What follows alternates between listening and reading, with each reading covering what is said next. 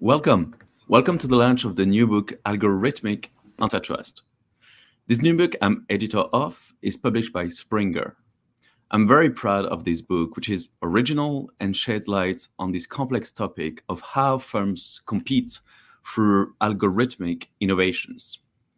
This book is a result of a conference that I organized in London in March 2020, just a few days before the world was in lockdown. This book contains fascinating chapters from experts who thought about and practice the competition issues related to algorithm-driven companies. What was the book needed? Well, over the last few years, the issue of algorithm when it comes to competition and antitrust has been the subject of many debates, not only in Europe, but also in the US and in international fora such as the OECD and the International Competition Network. But this debate has largely been dominated by some sort of pessimistic speculations about the extent to which algorithm can collude, foster cartels, and help firms abuse their dominant positions through some sort of algorithmic opacity. What are algorithms? Well, data is of themselves of little, if not zero value. Accumulating data doesn't help firms. Rather, it is the very processing of data that creates value, enables firms to monetize what is now called as big data. And the processing of data is precisely made through algorithm. Therefore, companies do not necessarily compete through the accumulation of data, but through the processing, intelligent ranking, and the use of data. Therefore, firms compete via algorithm in the digital age. It is true that algorithms always result from innovation efforts and often are the result of proprietary assets. Actually, innovation capabilities and the appropriability of aspect of property rights over algorithm are deeply intertwined. There wouldn't be investment and improvement on algorithm if companies don't own or no longer have control over their algorithm. So the benefits of algorithm are numerous and considerable in their disruptive nature. For example, upsetting strong market positions of firms thanks to different algorithms. We see it, TikTok's fair competition with Facebook, for example, demonstrate these. Or even how blockchain-based financial solutions can disrupt major financial institutions. And yet, their detrimental effect still have to unfold in real life with real cases. For instance, some take the case of Uber as an example of algorithmic collusion on price between drivers. But is this really a case of collusion at all? Not only price coordination will take place irrespective of algorithm as we commonly see it within a taxi company, but it's also difficult to use the case of Uber to demonstrate algorithmic collusion, since Uber is perhaps one company operating like a franchise with independent retailers. It is as if we were claiming that McDonald's colludes on price of hamburgers across its restaurants. So in terms of algorithmic abuse of dominance, the issue pairs down to the attempt to increase so-called algorithmic transparency in order to create neutral, non-discriminatory search results. The recent Google shopping decisions by the General Court of the EU demonstrated it treats Google search as a quasi-essential facility, meaning that Google search should display search results in a neutral way so that no trading partners, websites, are demoted or promoted. But unless we return back to some sort of yellow pages rankings and aside the obvious issue of advertising, which is basically about discriminating between ads and organic results, the main question is about when is it legitimate for a trading partner to claim that he has been unfairly demoted, or for another trading partner to claim that he has been fairly promoted? What if algorithmic ranking takes place on the basis of consumer experience and quality? These issues are too often brushed away as if words like neutrality and non-discrimination were to provide easy and uncontroversial answers. So this book is precisely about this, to investigate complex issues such as algorithmic transparency, algorithmic governance, mergers between firms involving algorithmic cartels, but also the inevitable question of how competition agencies should address issues related to blockchain technologies. So I'm more than pleased to introduce the authors. So first we have Chento Veljanovsky, who wrote a chapter titled Algorithmic Antitrust, a Critical Overview. Chento is a founder and managing partner of Case Associates and is also a fellow in law and economics at the Institute of Economic Affairs in London. He's also the visiting lecturer at the University of Buckingham. His latest book, Cartels, Damages, Principles, Measurements, and Economics, has been published in 2020 by Oxford University Press. Lisa Lovdam-Gomsem wrote a chapter titled Algorithmic Antitrust and Consumer Choice. Because Lisa is traveling in Europe today, she was unfortunately unable to join us. Lisa is Senior Research Fellow in Competition Law and co-director of the Competition Law Forum of the British Institute of International and Comparative Law. Then we have Verity Egerton-Doyle and Jonathan Ford, who wrote the chapter titled Algorithmic, Big Data, and Merger Control. Verity is the managing associate in Linklaters, London, in the Antitrust and Foreign Investment Groups. And Jonathan is the counsel in Linklaters, London, in the Antitrust and Foreign Investment Group. Then we have Chris Pike and Gabriele Carovano, who wrote the chapter titled Reasons to be Cheerful, the Benevolent Market Power of Decentralized Blockchains. Chris Pike is partner and managing director of at Fideres in London. He previously was a competition expert at the OECD. Gabriele is a postdoc research fellow in AI law at Tübingen University and academic fellow at the World Economic Forum. Gabriele is an Italian qualified lawyer and has worked as a junior competition expert at the OECD. Then we have Giovanna Massarotto, who wrote a chapter titled Can Antitrust Trust Blockchain? Giovanna is an academic fellow at the Center for Technology Innovation and Competition at the University of Pennsylvania and is an affiliate at the UCL Center for Blockchain Technologies. Giovanna published a book titled Antitrust Settlement, How a Simple Agreement Can Drive the Economy. And finally, we have Pierre Kirk, who wrote a chapter titled The Technology Innovation Time Gap in Competition Law Enforcement, Assessing the European Commission's Approach. Pierre is a partner in litigation department of Paul Hastings in Paris and Brussels. He's also an adjunct professor at the Catholic University of Paris. And I wrote the first and last chapter of the book. I'm the director of the Schumpeter project on competition policy at ITIF, and I'm an adjunct professor at the Global Antitrust Institute in George Mason University. So without further ado, I'm going to give the floor to each authors as their chapter appear in the book. We'll follow this presentation with a roundtable discussions and Q&A session. So I give the floor now to Chento. Chento, do you want to introduce your and present your chapter? Certainly. I wrote what could be described as an introductory chapter, giving a critical overview of the economics and some of the interventions that have taken place. And I just want to start my presentation by making two quotes. The first one's not in the chapter. It's a quotation from the chief executive of the Competition and Market Authority in the UK. And he said in 2015, the digital giants are blowing a Schumpeterian gale through our economies. Despite their size,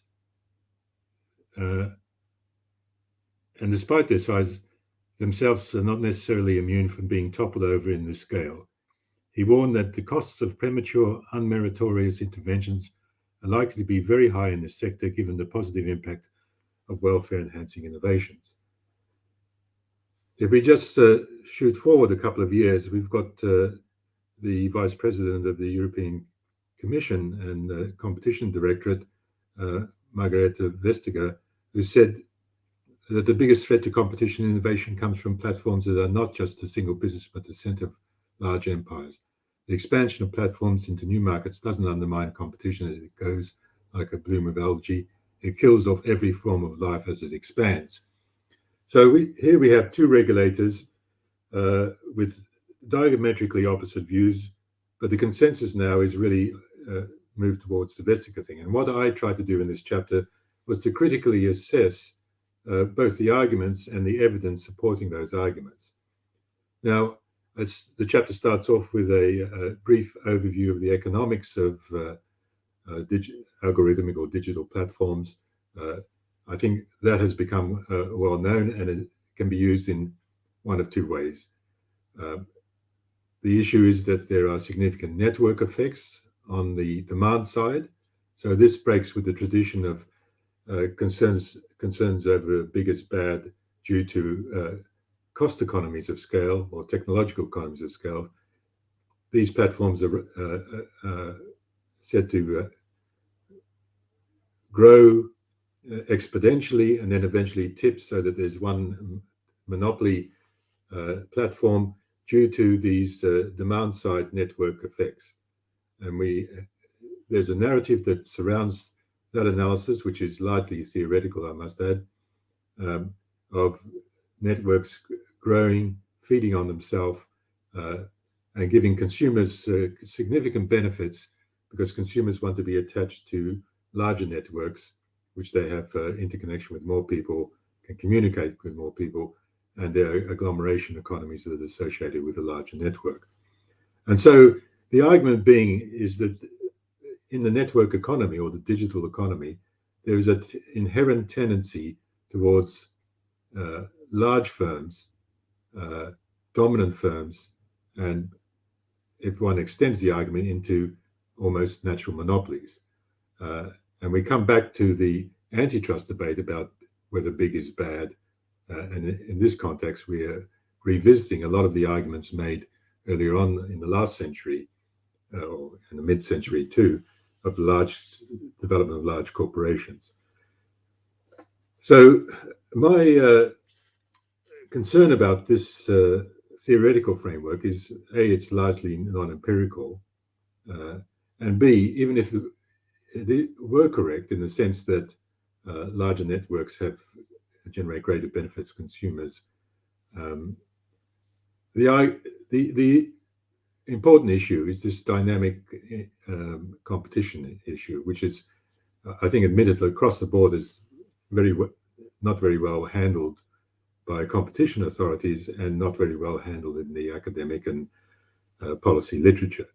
One moves from a static analysis about monopoly towards arguments about potential competition, but there's no real integration of these type of frameworks.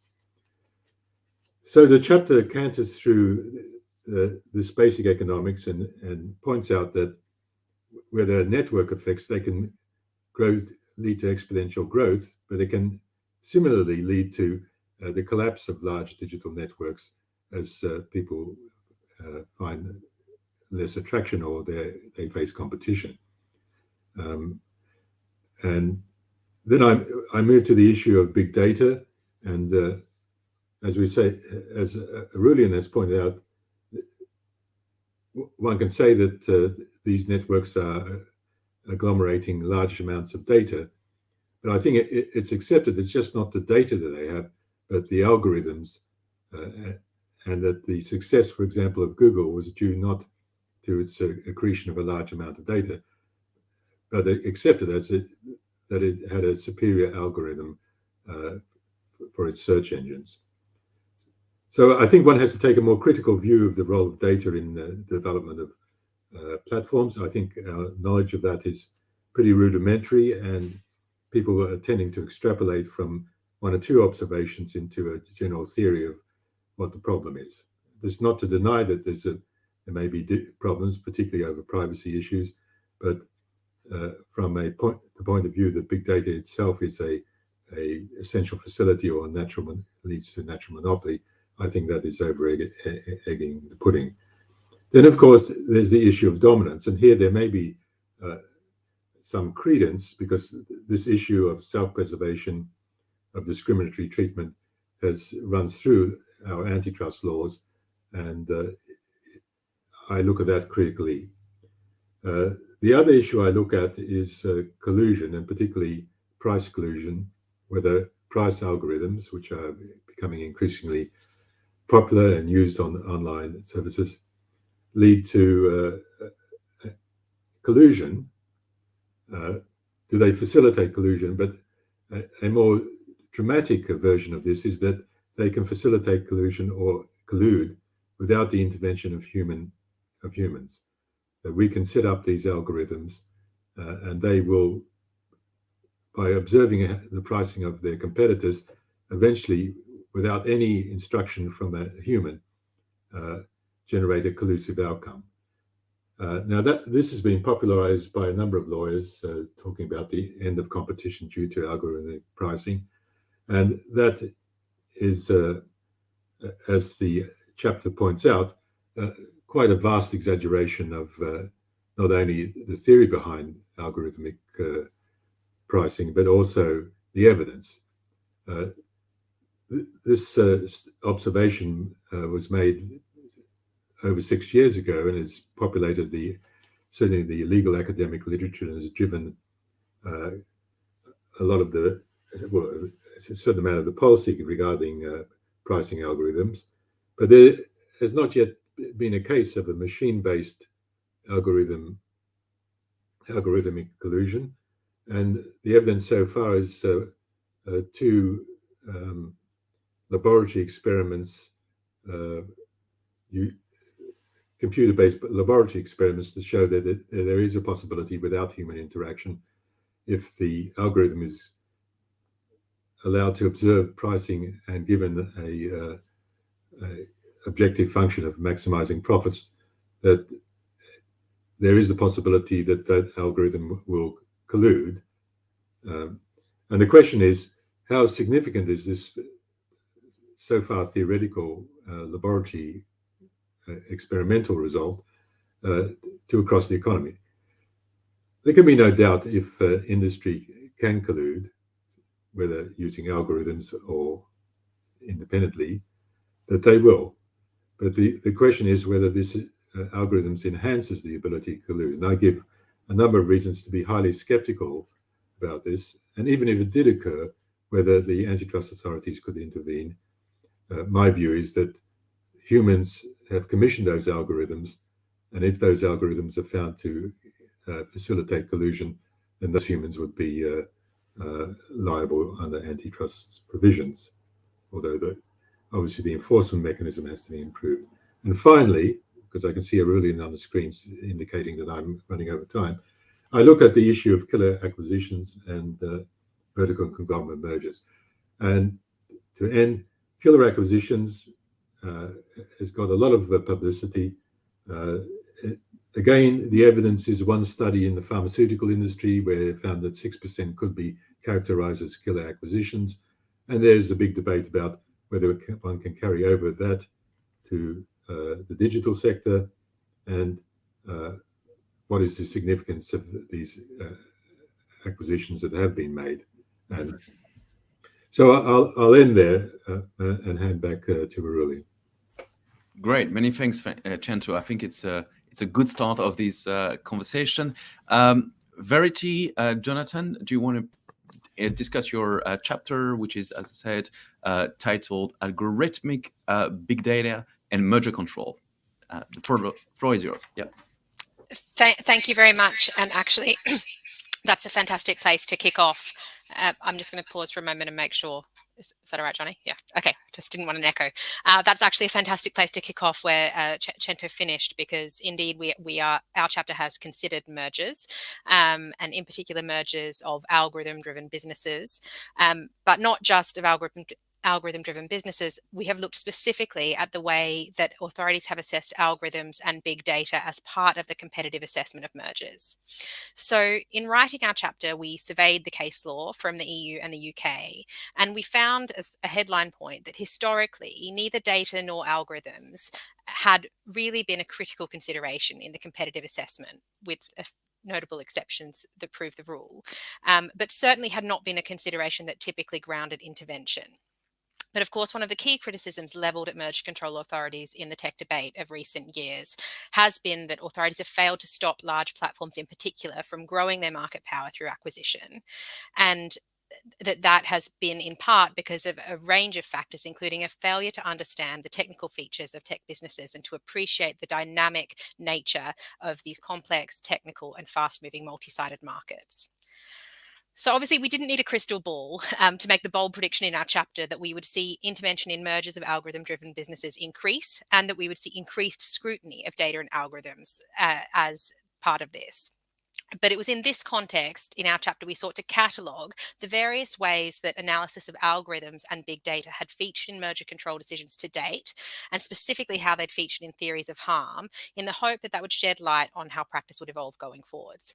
And of course, since we finalised our chapter, practice has evolved. And in the relatively short time since then, we've had the EU's Google Fitbit clearance decision come out, and we've also seen the CMA prohibit Facebook Giphy, among other cases of interest. So today, we want to focus on the three areas we identified as the most fertile ground, which we expected to see competitive assessment of algorithms and big data flourish, and indeed potentially ground intervention. So these are, first, the accumulation and control of data; secondly, the use of algorithms themselves to foreclose, for instance, through downgrading interoperability; and third, the assessment of dynamic aspects of competition, which could potentially straddle traditional horizontal and non-horizontal theories of harm. So I'm going to hand over to Johnny to take the first two of these, and then I'll take the third and wrap up. Thanks, Verity. So as Verity flagged in our chapter, we focused on a key theory of harm related to algorithms, which is the control and amalgamation of big data and the algorithms that they use on these. And why did we look at this? Well, there's calls on all sides to have greater oversight and control over data. We've seen this in the context of privacy-based antitrust concerns, the commingling of data sets, like we saw in the German Facebook case, and ongoing class actions here in the UK. But in a merger control context, the key question is, should we be worried about the level of data held by a tech company? Does this lead to undue concentration of data in one party's hands and their ability to conduct analytics on that data?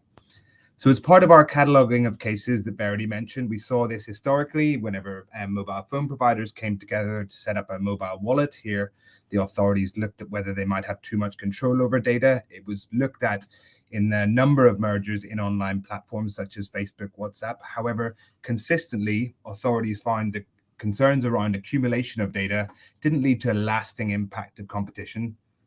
And taking a step back from an economic perspective, this is perhaps intuitive, given the high quantity of data available from so many sources. It's difficult for competition authorities to conclude that whatever data is being acquired results in a loss of competition somehow. It's been said data may be the new oil, but it is replicable. You can get it elsewhere. And so far, so good in terms of intervention for data and algorithm-driven companies. However, as foreshadowed in our chapter, and as Verity's just mentioned, the European Commission's case against Google Fitbit represented a step change. This would allow Google access to Fitbit's user health data. Now, this is unique, and antitrust authorities worried about what Google would do if it had access to your search history, but also your health problems. And we've talked at the beginning that AI, algorithms, machine learning, they allow data companies and in the digital economy to derive insights from data. And combining even a small data set such as Fitbit with a big data set such as Google's could generate exponential insights. So an interesting aspect of this case is that the Commission looked at accumulation of data across many different lenses, search, advertising, and as we know, the EC required remedies to maintain data separation.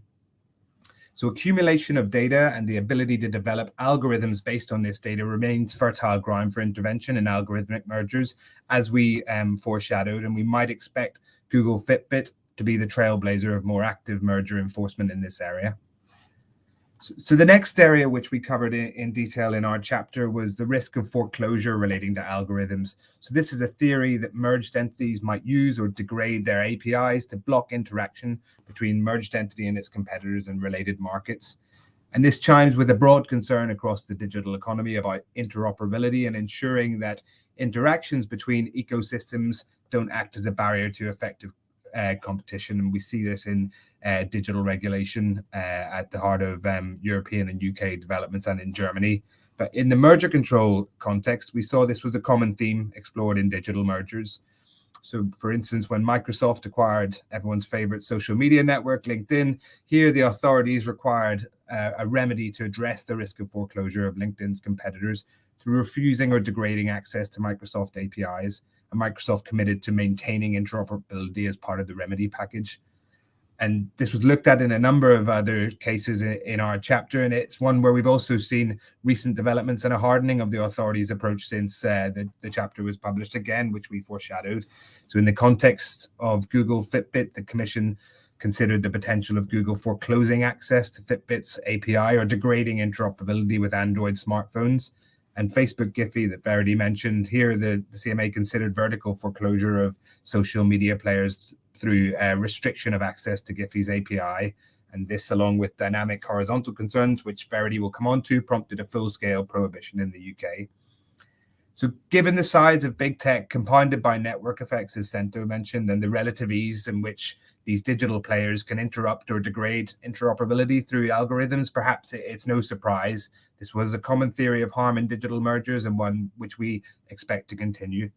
Now I'll hand over to Verity to cover the last theme which we signaled in our chapter. So as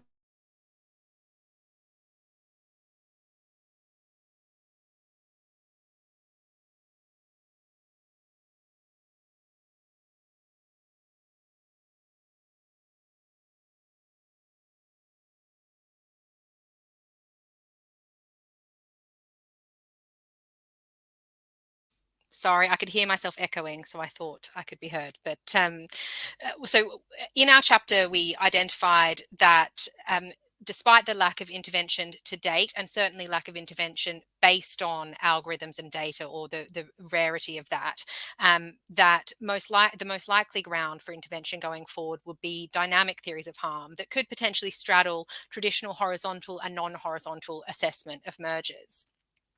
We found in our review of the cases that one of the key reasons for a lack of intervention was that on a static view of horizontal competition, the merging parties, especially where you had an acquisition by a large platform of a smaller or more nascent either competitor or operator in an adjacent space, the two businesses were not considered to be particularly close competitors on a static view of competition.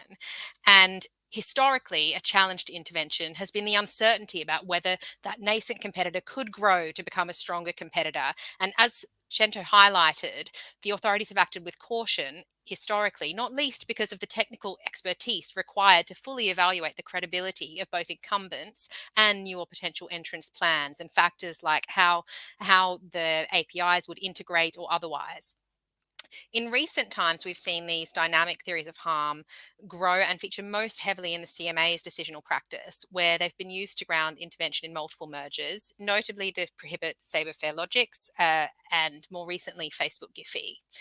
The CMA's new merger assessment guidelines, published last year, explicitly outlined that dynamic competition is not just about whether the acquired business will grow to become a direct and substantial competitor to the incumbent, but that it can also take account of the importance of innovation and the dynamic competitive constraint imposed by the merging parties, even if you don't believe that they will grow to be a strong competitor to the major platform.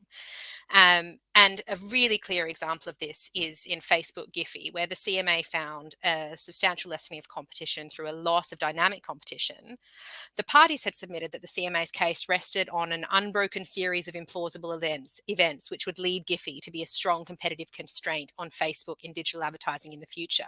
But the CMA says explicitly that actually they don't need to establish that in order to find that the merger raises in SLC, because the dynamic process and the innovation which was being driven by GIFI has an economic value in the present by increasing the likelihood of new innovations or products being made available both by the parties but also by third parties who aren't involved in the merger.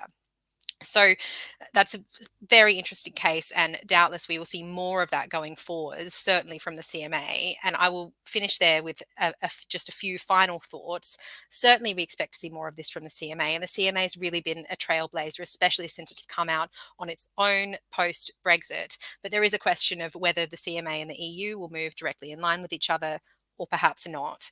Of course, we know the EU will see more of these cases with the new approach to Article 22 referrals and the proposals for reform more generally, which could see special merger regimes. But one thing is for sure, that we will certainly see more attention on algorithms and on big data, and that we expect cases going forward to look into the detail of these, not as in the past, kind of skate over them, but really dig into the technical detail and see how they will affect competition.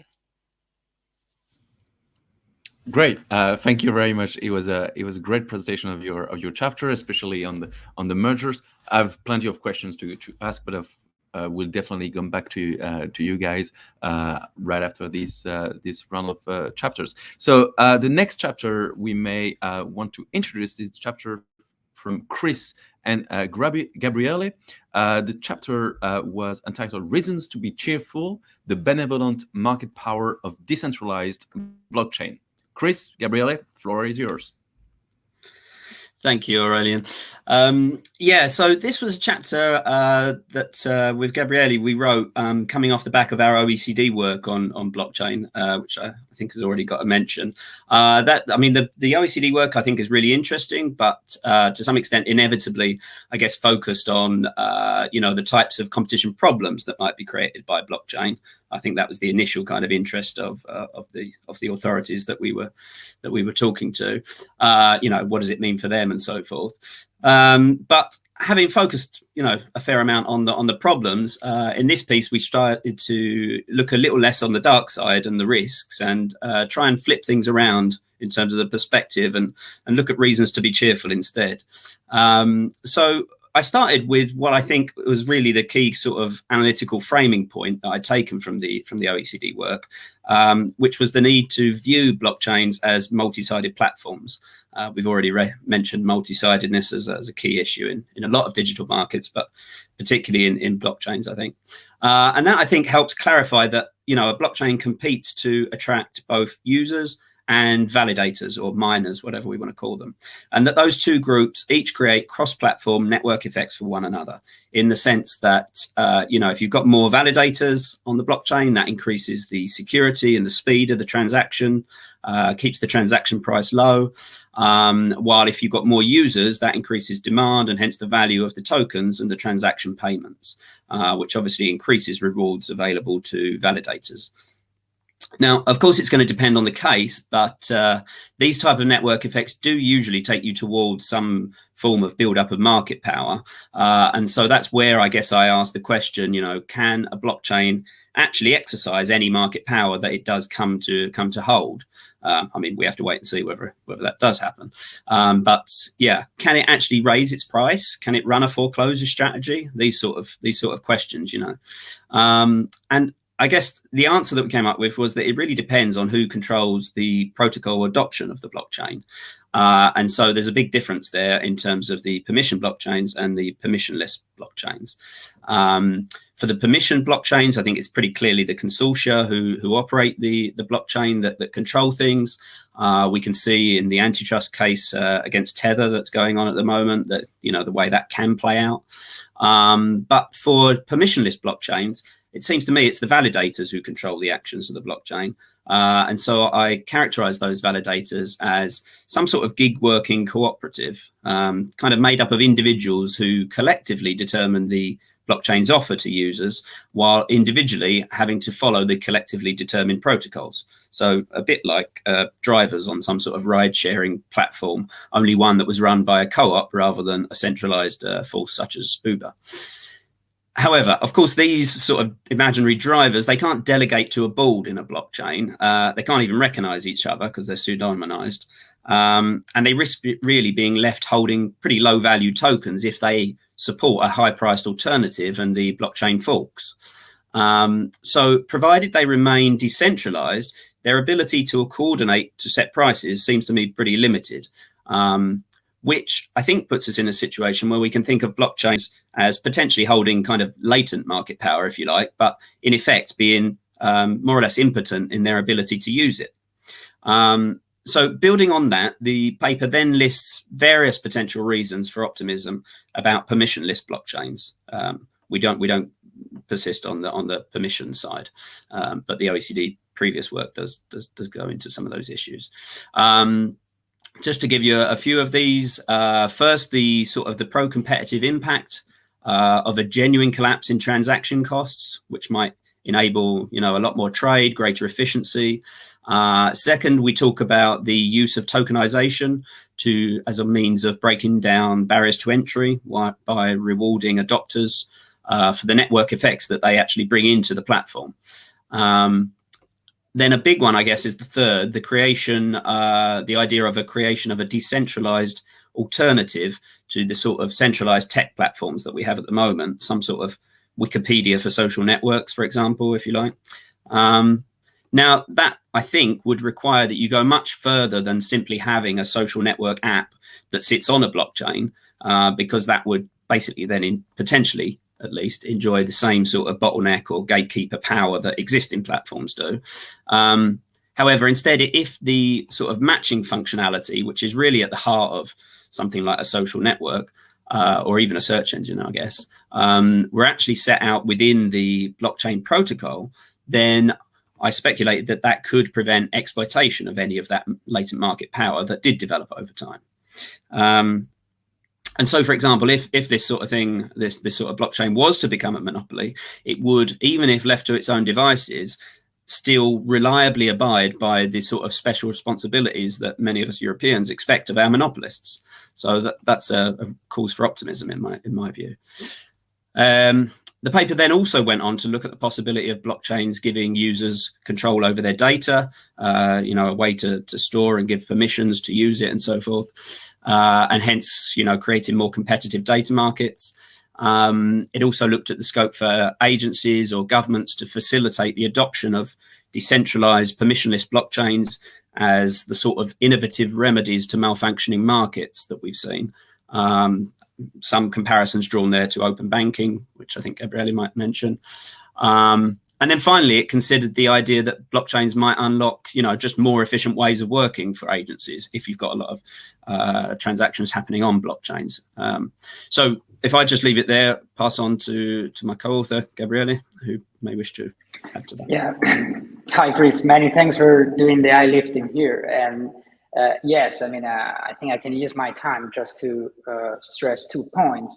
The first one, as Chris has said, there are reasons to be careful, but kind of as we highlight in the paper, I think that at the same time, there are also reasons to be careful. So indeed, although blockchain technologies can provide the tool to realize kind of this new decentralized Web 3.0 that somehow solve and address the concentration of market power that we have in today's web, at the same time, kind of we see that this promised land, we didn't get there yet. So and here kind of it's where the paper kind of elaborate on what kind of competition authority could do or should do. Firstly, as Chris said, they need to distinguish between kind of truly decentralized blockchain business model, between kind of either permission blockchain or somehow, let's say, blockchain project that kind of implement some sort of decentralized washing strategies that's somehow to represent old centralized structure under a new label. And I think here, for example, we can praise what the European Commission did in the Archipel merger case, where it took kind of a deep look at the project structure and its effect both upstream and downstream And so it didn't stop kind of short and buy both the argument that since because it was a blockchain project, then it could kind of easily get a green light. The second point would be the competition authority should kind of continue to keep their guard high and even in the case of kind of at least in their infrastructure and protocol fully decentralized blockchain.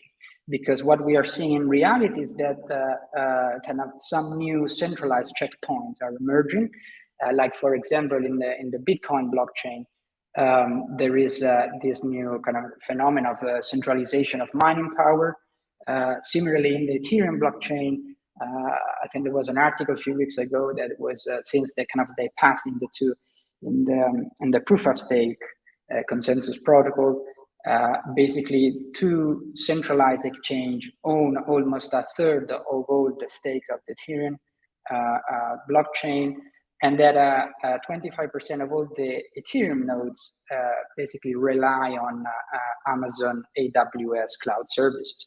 So there is a risk that even in their daily operation of kind of fully decentralized blockchain, new kind of centralized checkpoint could emerge, or new gatekeeper, to use kind of a very trendy vocabulary of these days, could emerge, and so competition authority should be kind of should keep an eye on this business model.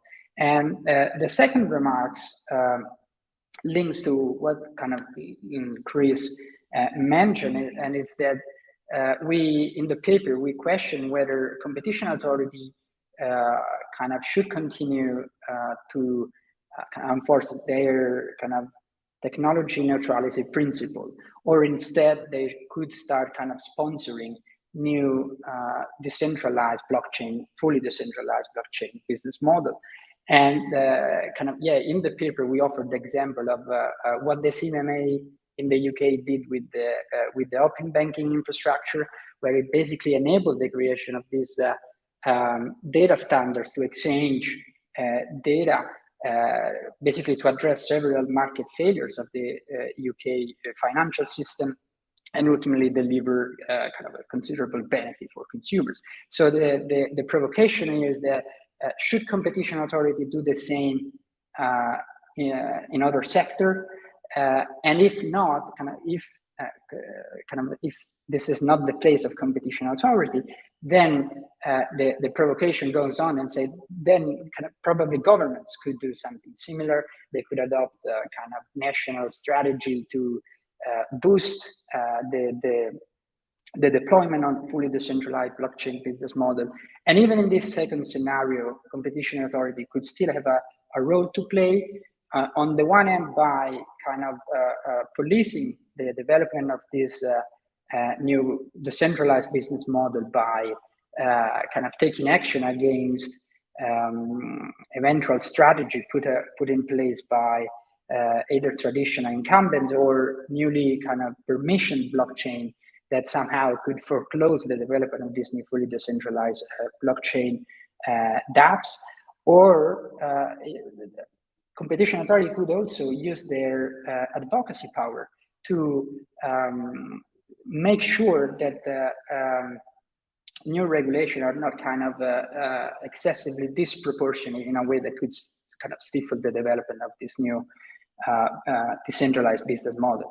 An example is these dApps that somehow try to replicate kind of social networks. So when you have a decentralized social network, like for example Bezo, the kind of one of the questions is how could it be compatible with the right to be forgotten established in the GDPR, or how could kind of take place any sort of content moderation, or how could kind of harmful content could be removed. So competition authority should make sure that there is enough space for this new and kind of highly innovative decentralized business model to grow, eventually through the adoption of regulatory sandboxes. But although there is kind of much more to say, I think I would pause here, since probably Giovanna would take on the discussion on this topic. Thank you. All right. Thank you very much, both. It was a very interesting discussion, which precisely introduced the topic of blockchain. So I understand there was some concerns, but a general message is reasons to be cheerful with this new disruptive technology of blockchain, which can also solve some issues of market constraint in the platform economy.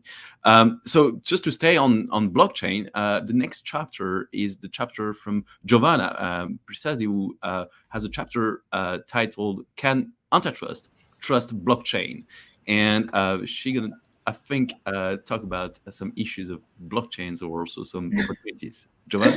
Yes, thank you so much, Ariel, and thank you all of you. It's really a pleasure and a great opportunity to face with the authors of this critical book, and to share a few thoughts and issues that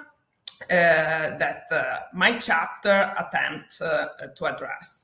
So first of all, the title, Can Antitrust Trust Blockchain?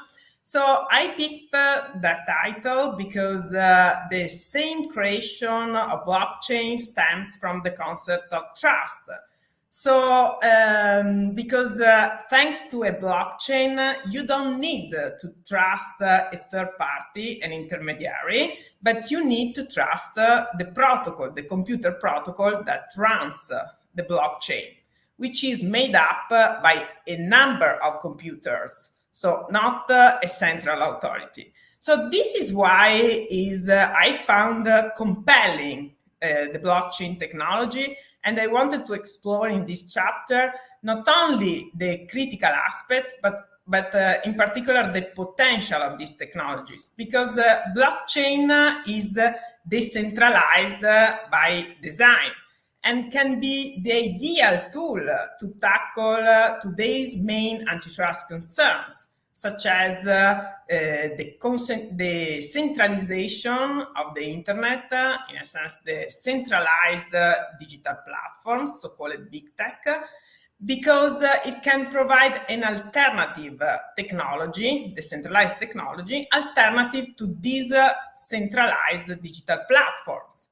But blockchain can also tackle the issue of data concentration. One of the main issues right now is indeed the data concentration phenomenon. And the blockchain can tackle this because blockchain is basically a database, an append-only data structure to record and store data. And when you record and store something on a blockchain data, so it's recorded in all computers that are part of the blockchain network. So this is why blockchain can be ideal to tackle the issue of centralized digital platforms, and can tackle also the issue of data concentration, because you have this data saved in multiple computers.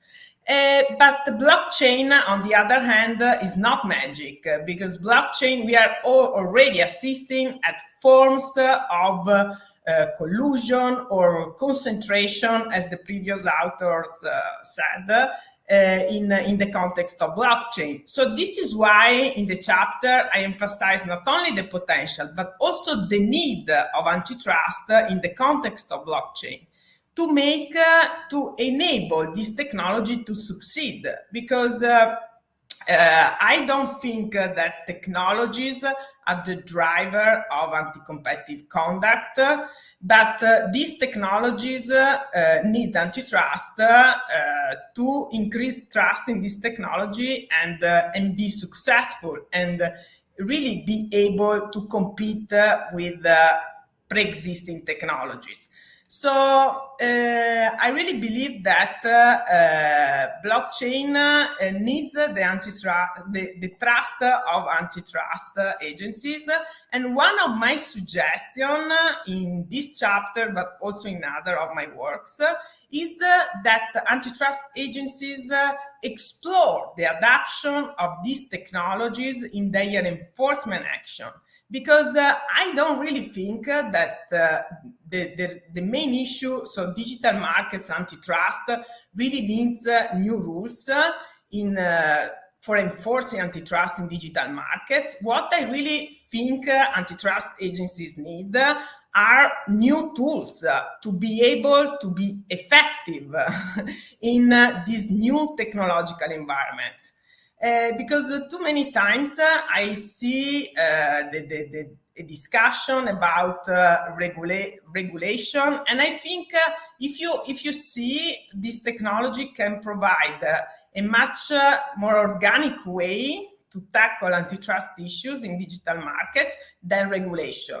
And law is neither flexible or dynamic, and these markets are very dynamic, very flexible. They change every day. So I don't think we can really address antitrust concerns in digital markets, in this fast-moving technological environment, through law, through new rules of law or regulation. So this is why my message, I hope the message of my chapter is clear and straightforward, in a sense that we have a really compelling technology from an antitrust perspective. We need to help this technology to succeed, so to prevent forms of anti-competitive conduct, so forms of monopolization or collusion and so on. And why we don't explore the same technologies to address anti-competitive issues in digital markets rather than imposing new rules. So yeah, this is the main message that I hope is clear in my chapter. And I could speak about blockchain and antitrust forever, but I really hope that you will read the chapter and you will come back with thoughts, comments, and new ideas. So thank you so much.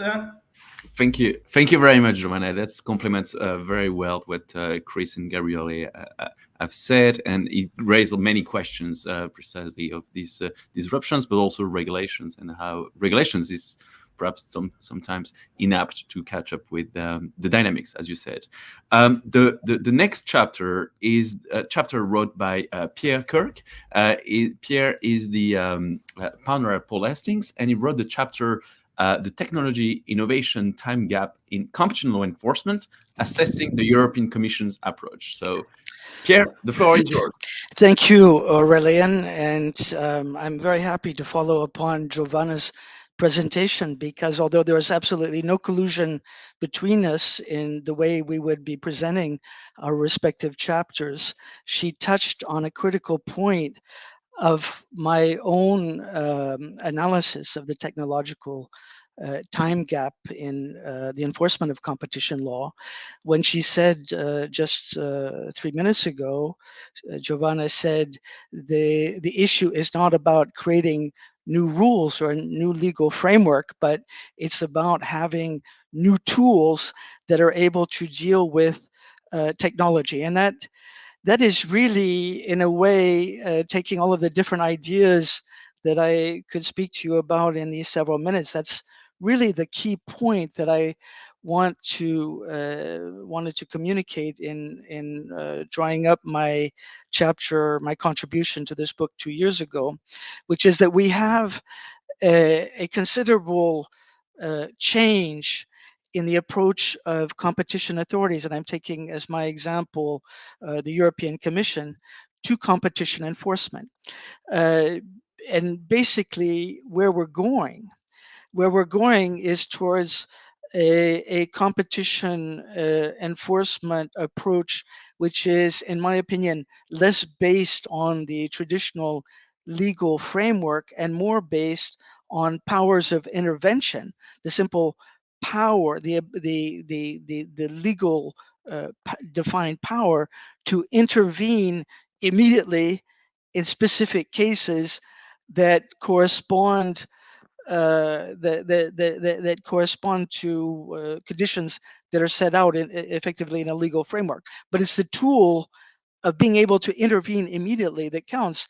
And at the heart of my reflections on this subject in my contribution were how the evolution of the vertical block exemption and in EU law, the fact that when the current vertical block exemption regulation was drafted back 2010, 2011, very little was put into that block exemption about internet sales, whereas internet sales were 10, 12 years ago were very well developed by Amazon, for instance, and so on and so forth. Very easy to document, but at the time, very little reflection ended up in the block exemption regulation and in the guidance, the guidance on the block exemption regulation. 7 paragraphs out of 219 paragraphs of the guidance referred to internet sales, and excuse me.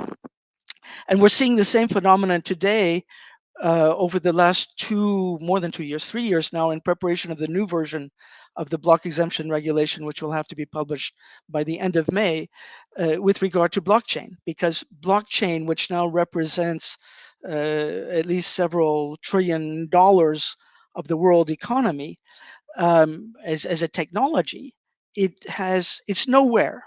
It's nowhere with regard to the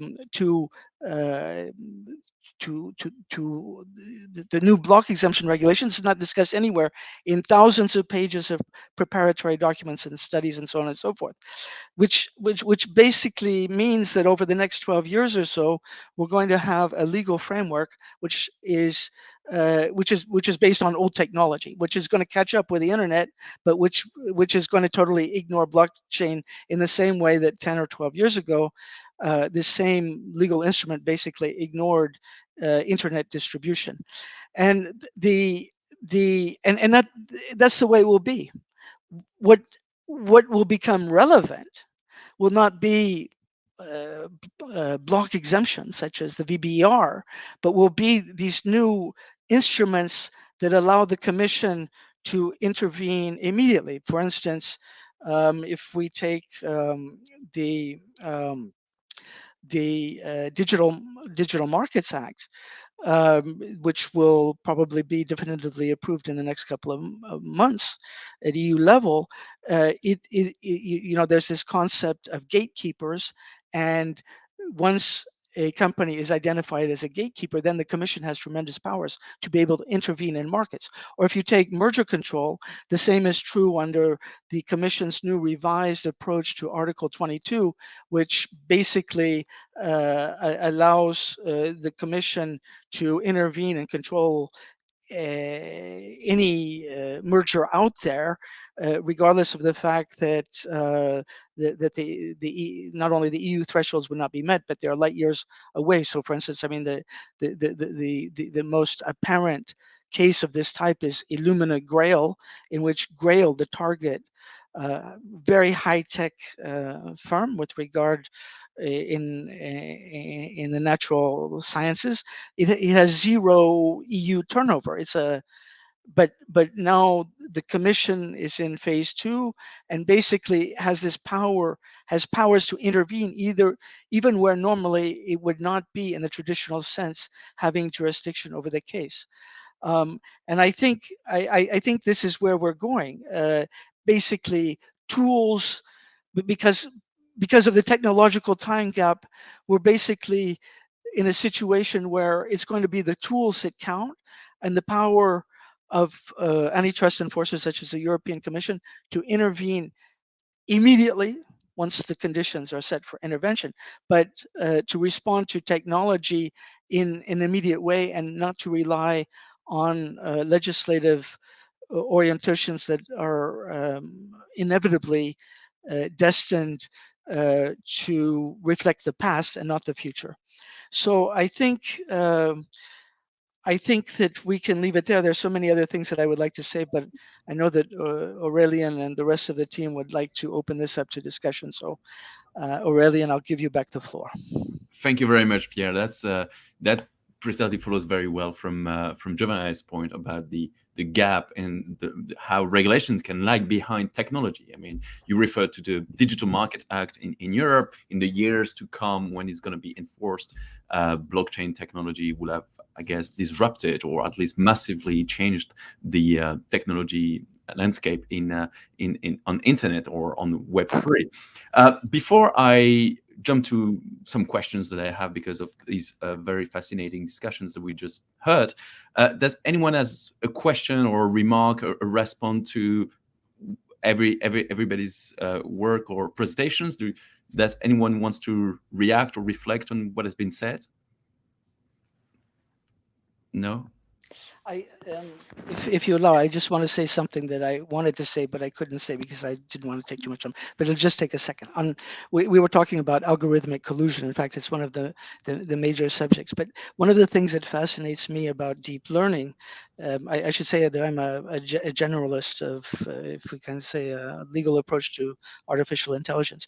It's the fact that more and more algorithms are developing into, if I may say, an intelligence that doesn't necessarily follow human intelligence. And for those of you that follow the technology, I would take the example of AlphaZero, the Google DeepMind developed chess algorithm that learned chess itself, and then beat the traditional strongest technological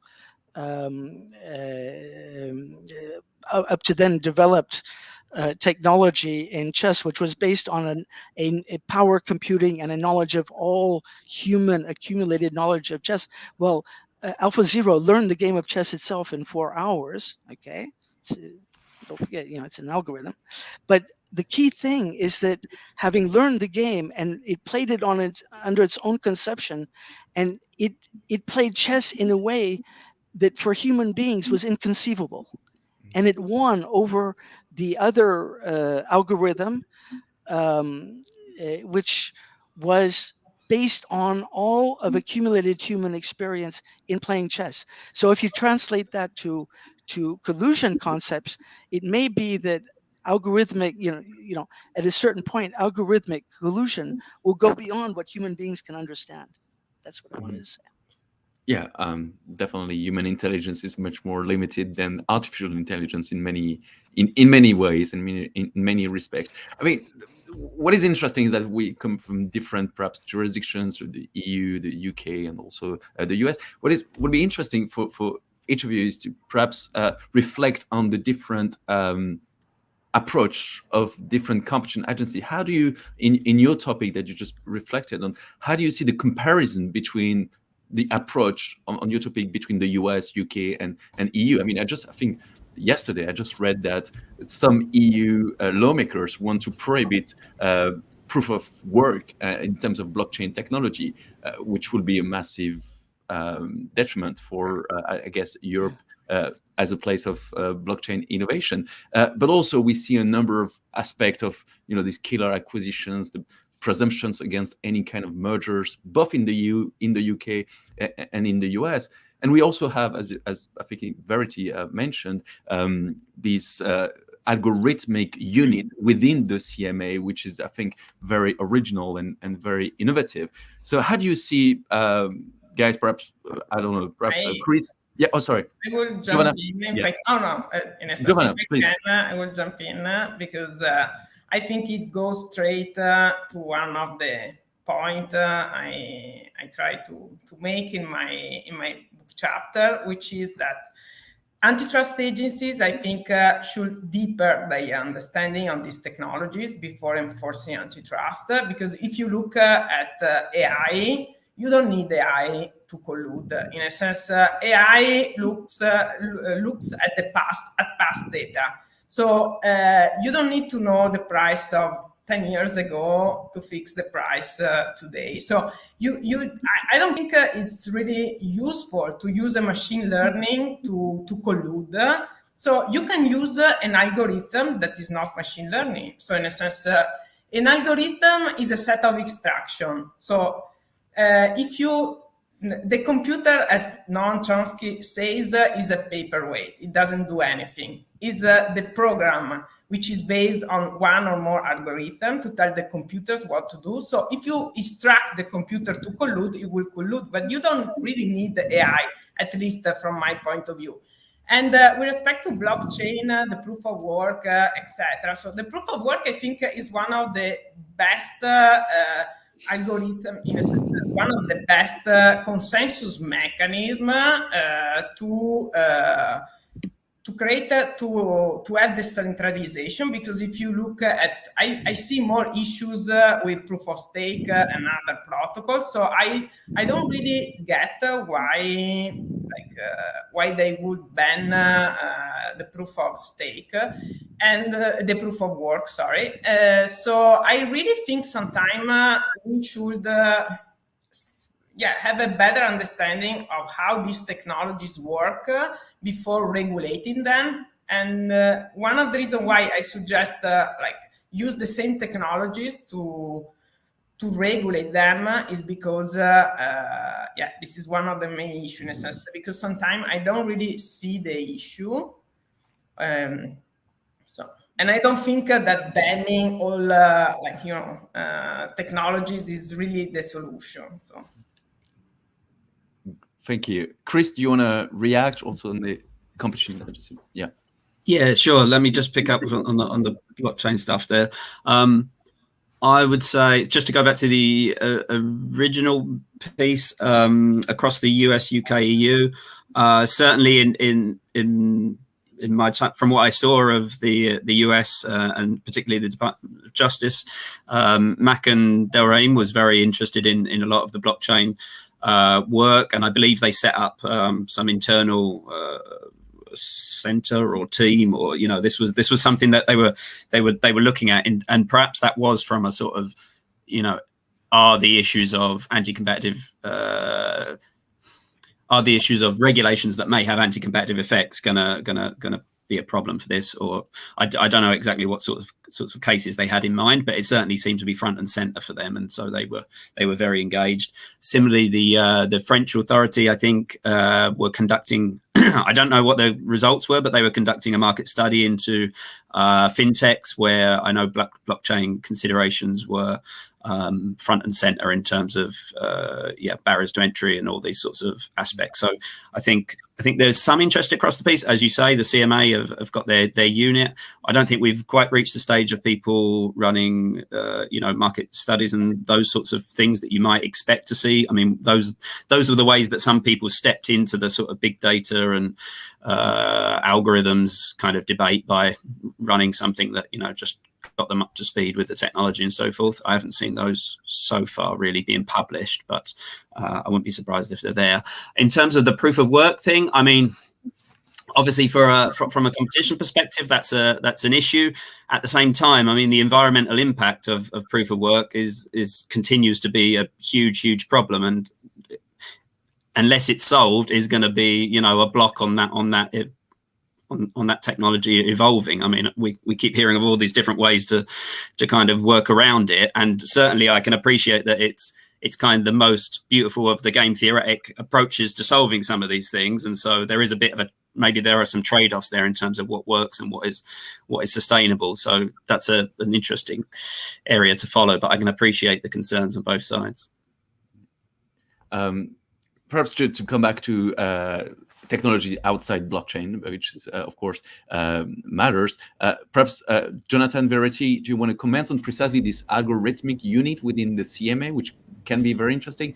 And how do you see that fitting within the perhaps world global context in cooperation with the EU and also the US? It seems that perhaps the UK is taking a kind of aggressive approach with new theories of harm, as you mentioned, of the accumulation of data in and of itself, irrespectively of the market position. We saw that with the Diffie case, where Diffie doesn't have any turnover. Do you want to react to the position of the UK authorities with respect to algorithm as opposed to other agencies? I mean, I think you're right. Obviously, the CMA's data unit, and at your great conference back before COVID, Aurelien, of course, we had Stefan Hunt, the head of the unit, there speaking. And, you know, they've done a lot of work. And I know that they input into the CMA's merger and other work, as well as having their own kind of independent role. But in a sense, I think the approach the CMA has taken has been to learn, you know, to learn a lot more and get the technical expertise, but also almost to take approach that it doesn't even, you don't even necessarily need all that proof on the approach that the CMA has taken, especially in relation to potential competition. So I think one point of a potential source of divergence is, you know, what you see in the CMA's new merger assessment guidelines and what you see playing out in the cases is a very kind of low threshold for saying that an acquired company is going to be a potential competitor, or is imposing a competitive constraint, you know, imposing a dynamic competitive constraint that has its own value, even if you don't believe they will be a competitor. I mean, the CMA has put that in its mags, and, you know, in Facebook Giphy, it's at pains to refer back to its merger assessment guidelines, but the merger assessment guidelines aren't law. I think we'll see in the Facebook Giphy appeal whether that approach actually holds up on, you know, is on the balance of probabilities or not. But that's certainly an area where you see the CMA, I think, going out, and if they are vindicated in the appeal, I think, you know, you can only, there'll be nothing to stop them. Well, and I think that, I was going to say, I think that feeds into remedies and the approach to remedies, which I think Johnny has views on. Yeah, and I think there's nothing to stop them because of the elastic jurisdictional thresholds they had. Aurelien, you mentioned that the targets need to have relatively little turnover activities in the UK for the CMA to look at these global tech deals, and so they have been acting as the global policeman, and they have been heavily interventionist in the past, and that's, you know, it's been signaled in their guidelines and in their practice. And I think some of the statements that we've seen from senior stakeholders at the CMA, particularly on the remedies side, are interesting about how they'll deal with behavioral remedies, which are sort of a la mode in the European Commission in Brussels at the minute. Google Fitbit was cleared with behavioral remedies. The CMA's CEO said they wouldn't have accepted it, and they would have blocked the deal if they had jurisdiction. They've also taken a fairly interventionist stance on Facebook Giphy. So I think the approach to behavioral remedies and the standard of proof that the CMA requires in order to intervene means that I think that's a potential area of divergence where the Commission has a bit more confidence in these behavioral remedies. And I think what we see, what could happen is that you see the CMA in the UK align with other countries.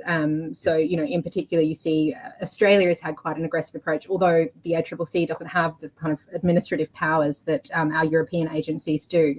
But it'd be interesting to see in the, you know, as the post-Brexit world becomes more established, what kind of other alliances in terms of approach could be drawn if the CMA and the EU are not kind of on the same page.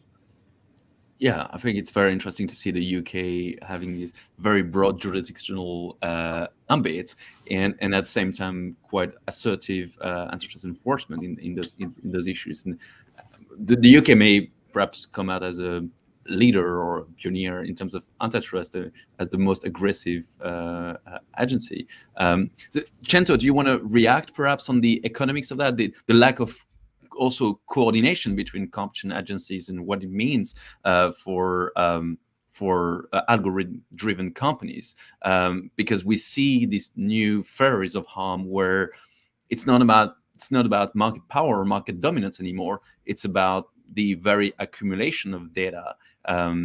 So how do you see that unfolding in terms of the economics of that issue? You're muted, I think. You're mute. Yes. Right, I'm unmuted. I'm probably not going to answer your question, but okay.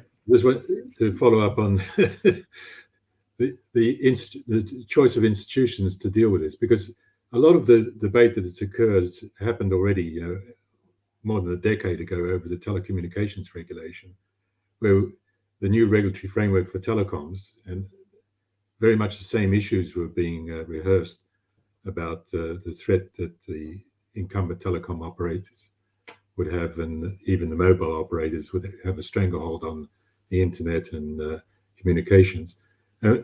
And in that case, we set up an ex-ante regulatory system, or the Commission set up an ex-ante regulatory system, which was housed in the national regulatory authorities rather than the competition authorities, even though that framework had a competition law basis with market power and the assessments of barriers to entry. And I suppose one of the big institutional questions, which probably has been answered by the choice of putting it in the CMA, is whether we should have ex-ante regulation that housed within effectively a ex post competition authority, and with changes for a specific industrial group, not having a general law applied, a general competition law, but having very specific rules and regulations governing the behavior of these digital platforms. And so that's a big, I think, a big legal question, a question of, whether we're having a patchwork of regulations being pumped into the CMA. And with respect to its aggressiveness, I mean, I don't know, there's a debate here about Brexit versus the UK versus the European Community and the national competition authorities, whether Brexit was all about aggressive regulation. I doubt whether that was the proposition put to the electorate. And of course, people matter. So Koscielny's standing down, and the behavior of the CMA with respect to all this is going to be determined by a large part of the political powers and who they appoint as the next chief executive of the CMA. I mean, the CMA has been an odd beast in a sense from a regulatory point of view, because it kicked out its chairman effectively, which didn't get much publicity, I must say. But Tyree was basically booted out because he wanted it to become a more consumer-orientated and probably more aggressive than it is now. And I don't know what the fallout of that was in terms of the internal dynamics of the CMA. But it is an odd beast, and it's overlaid with this Brexit issue. And the British government has said that it wants to become a world leader in regulation, which again didn't seem very Brexit-like, but that's what its various Brexit opportunities unit is trying to push forward. So there's a few random observations on regulatory design there. Yeah, Cento, I think that's a really interesting point. And as you say, the CMA is a bit of a strange beast, and I think potentially becoming even stranger in a non-merger context. If you think about the Google sandbox, privacy sandbox commitments that the CMA accepted a few weeks ago, I mean, those will really see the CMA having a seat at the table with Google as it develops the solution to phasing out third-party cookies. And a lot of the consideration and hardwired into the commitments, the CMA will consult with the Information Commissioner's Office, take into account privacy considerations. These are all things that you actually can't do within the confines of having to find a 101 Chapter 1 or 102 Chapter 2 infringement. But the CMA has kind of found this workaround while we wait for the DMU. Obviously the DMU is open, but while we wait for it to get powers, it's a bit of a fudge. We'll see the CMA with a lot of power. It seems to raise the question of what the role of Ofcom is going to be in the future. Are we moving progressively? It's something that I advocated ages ago, because being a fellow Australian, I thought we'd have everything housed within a version of the ACCC, which took responsibility for both competition and regulated industry, so you could get a consistency across them. But that's not the model we have in the UK, where we have these sectoral regulators with concurrent competition responsibilities. Yet we've stripped away from Ofcom its communication telecoms brief and put it in the CMA, because a bunch of antitrust regulators got over-exercised because they'd probably been sleeping on the job a couple of years ago and suddenly woken up and said, we've got to do something. And the first thing we're going to do is take power away from the agency that seems most responsible for this. Although, meanwhile, obviously, it's about to get its online harms powers, and that will be a whole new thing. They're probably jealous of the CMA's power. That's right. As a European scholar in the US, based in the US, it's interesting for me to see how the US is looking at Europe to enforce antitrust in digital markets, when all, not all, but most of all, I would say, innovative companies are based in the US. So I started wondering, okay, why breakthrough technologies originate in the US? So, and why the US is looking at Europe to enforce antitrust in this new technological environment. So this is my only a comment on looking at the two main jurisdictions. The transatlantic dynamic is very interesting. After having looked at the US for so long, European competition agencies are no longer the followers, but they at least seem to be a source of inspirations. Gabriele, precisely on this topic of ex-ante regulations that Cento touched upon, there's all this issue of dynamic of the regulation. The regulations lags behind the technology, as Pierre and Giovanna referred to.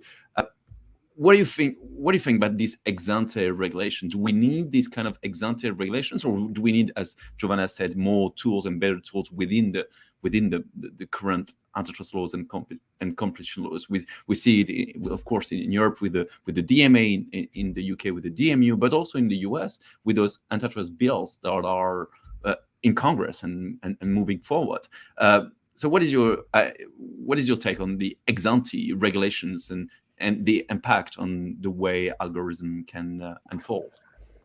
Yeah, I think I will give a very legalistic answer, meaning that I agree with Giovanna, but with a caveat, which is I don't think we need new competition rules, as Article 101 and 102 provide enough space for intervention, but the DMA is not a poor competition in a traditional sense. It doesn't introduce poor competition law provisions, although of course it it was somehow generated by the basically for, I would say, 80% by competition cases. So I'm happy with how things are moving, and particularly, I don't know if you noticed yesterday, the European Commission released the Data Act, and I particularly like the coordination that there is between the Data Act and the DMA. I was worried about how these two things could overlap, but it seems to me they ultimately, although I still need to really digest the new draft and understand it deeply. But on the surface, it seems to me that a good compromise was found, and somehow the Data Act seems to complement what the Commission is trying to achieve with the DMA. And perhaps one last thing is why I think it's good to have in this ex-ante regulatory provisions is because, at least in Europe, although there is some debate, let's say both Article 5, the obligation Article 5 and Article 6, they produce direct effect. So, which means that let's say that businesses, they would have right to present private actions also in front of national courts, and this would somehow increase the possibility to rebalance any eventual harm that could happen as a result of the behavior of these gatekeepers. And interestingly, 2 days ago, BEL presented an open letter requiring a major involvement of consumer association, both in the procedural stage, for example, when discussing the remedies to be enforced under the DMA, but also in terms of having the right to bring private action. So I think these provisions are important precisely for this, also to expand the range of subjects that could have their rights somehow harmed, and so they could kind of seek for remedies. Okay, so well, from what you say, I understand that definitely Europe is going to be the place where regulations take place. When I say Europe, it's continental Europe, but also the UK. It looks like Europe is going to be a leader of innovation, where perhaps America is going to be a leader of still innovation, and that perhaps raises the question of the difference between internet. I mean, we already have different internet with China, but could it lead to for companies to design their algorithm differently across jurisdictions? Like because of the DMA or DMU, you could have companies, and we kind of see it already with Google Android and different Google search. Could we have the same company have different types of algorithm between the US and Europe and the UK? Just because of these very stringent regulatory divergence. Chris, do you want to have a say perhaps on this? Or anyone else? So I don't.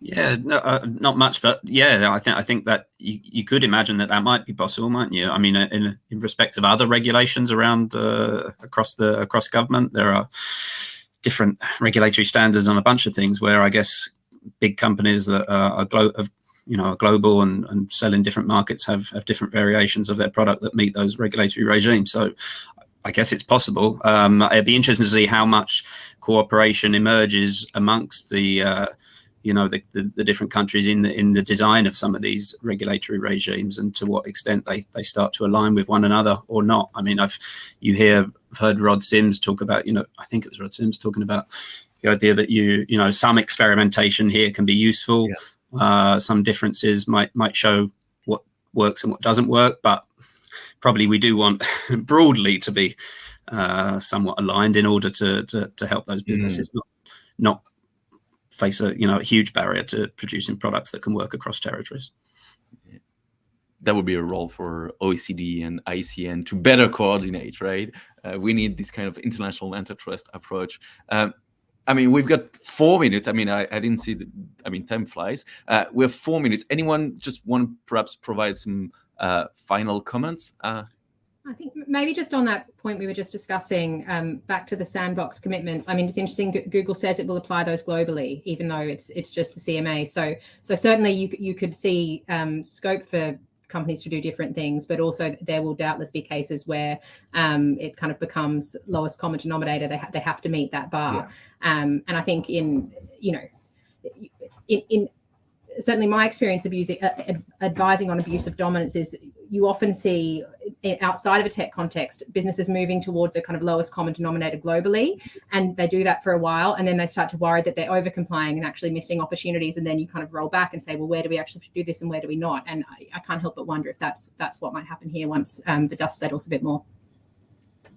That's interesting. I mean, when you say that, think about the GDPR, which is also the global standard for privacy, and companies just apply it just to make sure that they apply it globally. Any final comments? That was a great discussion. I really enjoyed it. I hope people can read and buy the book. I think they definitely go if they listen to this discussion. Any final comments before we close? I will just put the emphasis on what it has been said during this compelling discussion, so that regulation can become ineffective. Like if you look at the GDPR or other regulations, I'm not sure they are so effective. In a sense, if you study this technology, you can protect data with cryptography. There are so many opportunities that this technology provides. So this is why I feel regulation is necessary in certain context. If we have a drug, we want to make sure that it's safe before using it. But in the context of competition, especially in these digital markets, I don't know. I really enjoy the discussion and the fact that I think we are putting too much emphasis on antitrust issues in these markets, because they are dynamic, and as Posner said, monopoly conditions are temporary. So, well, Schumpeter says something very similar. These scholars years ago, decades ago, dealing with similar discussions in different contexts, ended up with these thoughts that, I don't know, from my personal point of view, I think they are useful today. So a great dose of humility from the regulators is quite needed.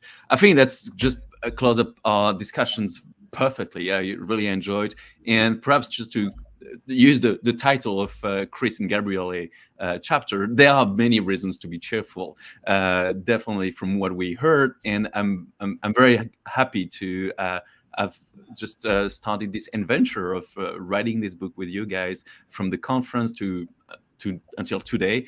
It has been quite a challenge with COVID and all what we've been through, but I think we made it, and I really enjoyed the discussion. So many thanks to all of you, and see you very soon, I guess in person. Thanks to all of you. Thank you. Bye-bye. Thank you.